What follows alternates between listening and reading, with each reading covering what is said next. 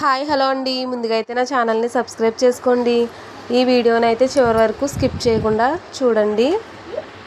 ఈ మొక్క వచ్చేసండి నందివర్ధనం రొబ్బండి. మేమైతే ఈ రొబ్బనైతే వేసాము. ఒక 4 డేస్కి అయితే ఇలా చిగురేసిందండి. ఎక్కువగా వాటర్ పడుతూ ఉంటే తొందరగా అయితే చిగురైతే వస్తుందండి. ఒక 4 డేస్లో వచ్చింది ఫ్రెండ్స్. అలాగే ఇది ఒక 1 వీక్లో అయితే ఇలా అయిందండి. 1 వీక్ అయ్యేసరికి ఇలా ఉంది. మేమైతే రోజు వాటర్ పెడతాము. మీరు కూడా ఎండాకాలంలో తప్పకుండా ప్రతి మొక్కలకి కూడా వాటర్ అయితే వేయండి. ఇది వచ్చేసి 1 వీక్ అండి. ఇటు వచ్చేసి 15 డేస్లో అయితే ఇలా గ్రోత్ అయితే 15 డేస్లో అయితే మా గ్రోత్ అయితే ఇలా అయింది.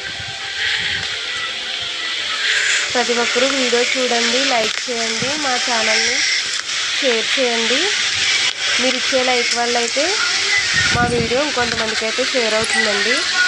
ప్రతి ఒక్కరూ స్కిప్ చేయకుండా ఈ వీడియోని చివరి వరకు అయితే చూడండి.